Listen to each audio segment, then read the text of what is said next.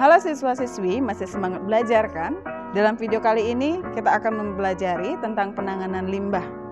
Untuk lebih jelasnya, silakan simak penjelasan berikut ini. Apakah kalian pernah mendengar istilah global warming? Apakah kalian tahu penyebab global warming? Global warming atau pemanasan global merupakan perubahan iklim drastis yang diakibatkan karena kenaikan suhu rata-rata pada atmosfer, laut, dan daratan bumi. Hal tersebut disebabkan peningkatan karbon dioksida dan polutan udara. Peningkatan CO2 dan polutan udara ini disebabkan pula karena jumlah limbah yang semakin meningkat seiring pertambahan jumlah manusia. Di sini saya mengibaratkan bumi kita yang mengalami kepanasan. Dan berikut animasi sebuah mobil yang menghasilkan asap hitam, pabrik yang menghasilkan asap-asap dan memenuhi langit, serta tumpukan sampah yang sering kita lihat di sekitar kita. Saya lanjutkan dengan limbah. Pengertian limbah adalah segala sesuatu yang berupa padat, cair, ataupun gas yang keberadaannya tidak dikehendaki oleh pemiliknya. Limbah dapat berasal dari buangan individu seseorang, rumah tangga, maupun buangan dari kegiatan industri. Wujud limbah.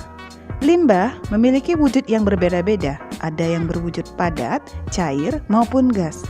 Limbah yang berwujud padat cenderung terisolasi di suatu daerah dan memiliki tingkat penyebaran yang relatif kecil. Berbeda dengan limbah cair yang memiliki kecenderungan untuk meresap ke pori-pori tanah ataupun mengalir dengan badan-badan air yang ada seperti saluran air, sungai, dan lautan. Adapun limbah yang berwujud gas, penyebarannya lebih cepat dibandingkan limbah cair, berdifusi dengan udara sekitar dan terhempaskan angin ke segala penjuru wilayah. Karena cepat berdifusi, konsentrasi limbah gas menjadi cepat berkurang. Jenis-jenis limbah. Berdasarkan sifatnya, limbah dapat dikategorikan menjadi limbah organik dan limbah anorganik. Limbah organik adalah limbah yang mudah terurai, sedangkan limbah anorganik adalah limbah yang sulit terurai. Contoh limbah organik adalah limbah yang berasal dari buangan sisa pertanian dan perkebunan, limbah sayuran, dan limbah buah-buahan. Contoh limbah anorganik adalah limbah plastik, limbah oli bekas, dan limbah kaca. Salah satu faktor penentu penanganan limbah adalah pemahaman terhadap karakteristik limbah itu sendiri. Berdasarkan sumbernya, limbah dibedakan atas limbah industri, limbah pertanian, limbah pertambangan, dan limbah domestik. Limbah domestik adalah limbah yang berasal dari kegiatan rumah tangga, pasar, restoran, perkantoran, dan pemukiman-pemukiman penduduk yang lain. Klasifikasi limbah yang mengarah pada pengelolaannya lebih didasarkan pada sifat biologis dan kimianya.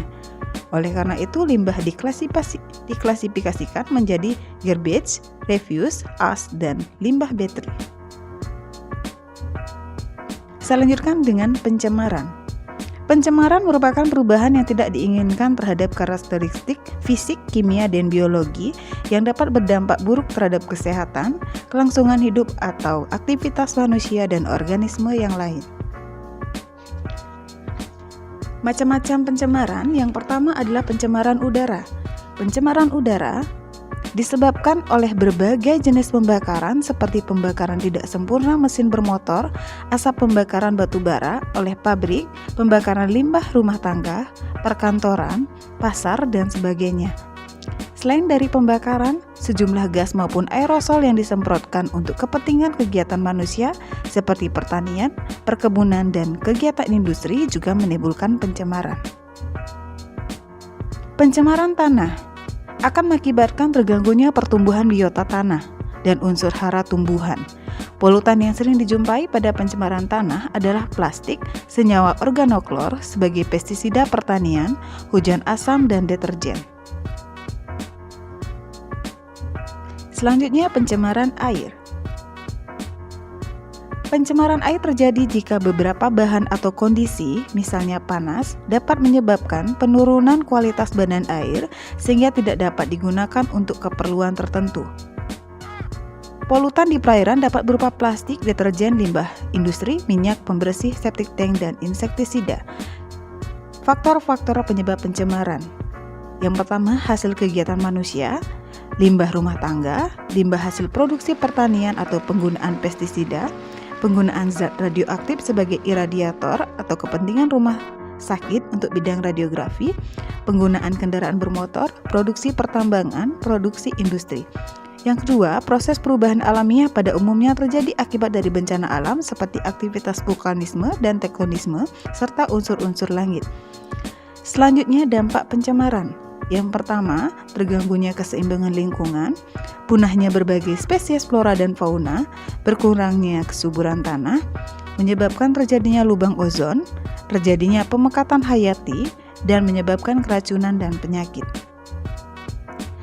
Selanjutnya, kita akan menayangkan tentang salah satu penanganan limbah, yaitu pengelolaan limbah padat organik. Di sini lebih membahas tentang pengelolaan limbah padat organik yang akan menjadi pupuk kompos. Selamat menyimak video berikut ini. Halo siswa-siswi, kali ini saya bersama Bu Imelda dengan dua siswa Boga akan membuat pupuk kompos yang sederhana dari sisa praktek dan beberapa sampah organik yang kita dapatkan di sekitar. Jadi tujuannya adalah sebenarnya setiap praktek itu akan menghasilkan yang namanya limbah. Ya, jadi dari cara pembuatannya dan dari alat dan bahan itu sederhana. Mudah-mudahan bisa kalian terapkan di rumah.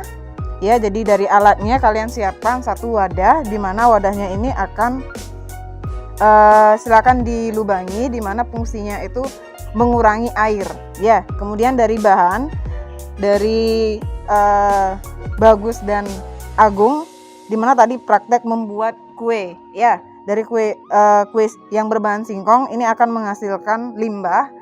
Sebentar kita manfaatkan untuk kompos yang akan kita buat. Ya, kemudian ini adalah beberapa bahan, beberapa sampah organik yang kita dapatkan di sekitar kita. Jadi kita mulai saja dari cara pembuatannya. Ya, ini semua silakan ukurannya diperkecil ya dengan cara memotong. Jadi kemudian pencampurannya dengan ukuran yang sama. Ya, silakan kalian potong-potong dulu. Jadi bentuknya yang lebih kecil.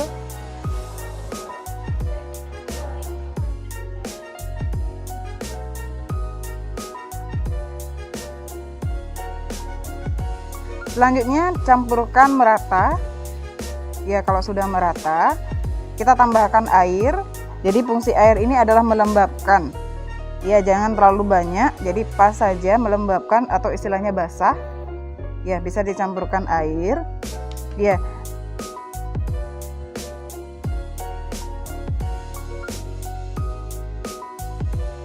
Sekian untuk pembuatan kompos hari ini. Terima kasih sudah menyimak.